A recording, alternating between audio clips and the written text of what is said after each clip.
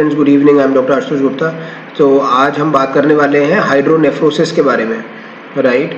तो किडनी में एक रीनल पेल्विस होती है और किडनी का एक काम होता है कि वो ब्लड को फिल्टर करती है और यूरिन बनाती है। तो वो यूरिन थोड़ा सा अपने पास रख लेती है, फिर वो यूरेटर के द्वारा और यूरिनरी ब्लैडर, पेशाब की थैली में उस यूरिन को भेजती है, राइट। तो वो थोड़ा सा अपने पास में स्टोर कर लेती है, जिसको हम मेजर कर सकते हैं। तो तकरीबन ऐसा समझते हैं कि 20 हफ्ते के नीचे वो 4 मिलीमीटर से कम होना चाहिए। 28 हफ्ते की प्रेगनेंसी में वो तकरीबन 7 मिलीमीटर से नीचे होना चाहिए, और कभी भी टर्म प्रेगनेंसी में वो 10 मिलीमीटर का एंटीरियर पोस्टीरियर जो डायमीटर रीनल पेल्विस का उससे कम होना चाहिए। अगर इससे 10 मिलीमीटर से ज़्यादा आता है तो हम उसको हाइड्रोनेफ्रोसिस बोलते हैं। और हाइड्रोनेफ्रोसिस एक काफ़ी कॉमन सी परेशानी है और बिनाइन ही होती है, और इससे काफ़ी सारी एनाटॉमिकल वेरिएशंस होती हैं, जिसकी वजह से ये एक एनाटॉमिकल ऑब्स्ट्रक्शन हो जाता है, जिसको हम पूजो बोलते हैं, पेल्विक यूरेटल जंक्शन ऑब्स्ट्रक्शन।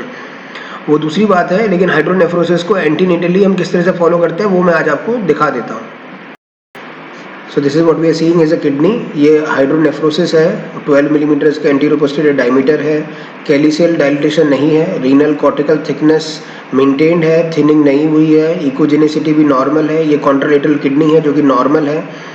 ये अपनी अफेक्टेड एक हाइड्रोनेफ्रोटिक किडनी है, लेकिन ये लग रहा है कि रीनल पैरेन्काइमल इंटैक्ट है। हाइड्रोनेफ्रोसिस को हम इस तरह से डिवाइड कर सकते हैं कि we can identify the calyceal dilatation है या नहीं है। तो कैलिसिस दो तरह से होती है, मेजर और माइनर कैलिसियल डायलिटेशन होती है, जो कि सीवियरिटी ऑफ हाइड्रोनेफ्रोसिस बताती है, पहला। दूसरा, उसके साथ में concurrent what we can have is a renal parenchymal thinning. तो रीनल कॉर्टेक्स की जो पैरेन्काइमा है उसकी थिनिंग हो सकती है, तो ये 3rd डिग्री ऑफ सीवियरिटी बताती है। Then we can have an altered renal parenchymal echogenicity, की वो थिकनिंग हो जाती, थिनिंग होने के साथ साथ वो इकोजेनिक हो जाती है, तो वो सीवियरिटी बताती है। And then we can have type 4 variety of obstructive cystic dysplasia, renal parenchymal dysplasia, तो वो सीवियर वैरायटी बताती है।